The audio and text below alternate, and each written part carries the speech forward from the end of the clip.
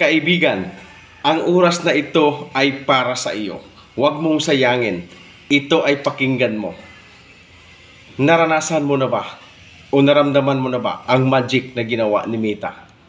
Yung mga hindi magaling sumayaw, dancer na. Yung mga hindi magaling magluto, chief cook na. Yung mga hindi marunong kumanta, singer na. Yung mga hindi marunong humarap sa kamera, ngayon, aktor and actress na. Yung hindi marunong umarte, ngayon, artistahin na. At naranasan nyo din ba na kayo'y nagsaing na sunog?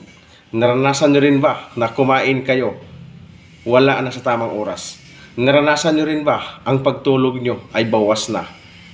Mas gugustuhin nyo ba na matulog kaysa magising? Hindi. Mas gugustuhin nyo laging gising kaysa matulog kasi natatakot kayo na ang inyong dashboard pagising nyo pula na.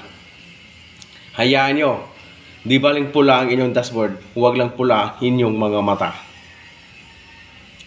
Bakit nagagalit ang ating mga pamilya, ang ating mga mahal sa buhay, ang ating sarili mismo nagagalit na din sa atin?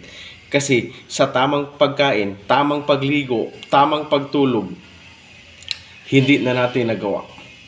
Bawas na. Nang dahil kay Mita, kalahati ng oras ninyo para sa pamilya, para sa anak, para sa kapitbahay na wala na. Kinuha na ni Mita. Kaya minsan, huwag pabayaan ang sarili. Love your family. Love yourself. Focus your family. Focus yourself. Ang pagmimita, ang pagsisilpon, may tamang oras po yan.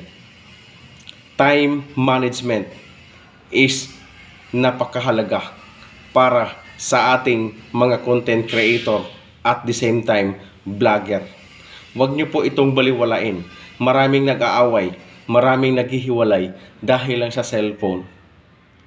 Kaya sa iyong pagre-reels, ingat-ingat, dapat walang mapabayaan. Ang lahat ay pantay-pantay. Ang bidyong ito ay para sa iyo dahil mahal ko kayo. Bye-bye. I love you. Follow my page. Please share and like and comments kung nagustuhan nyo ito. Bye-bye.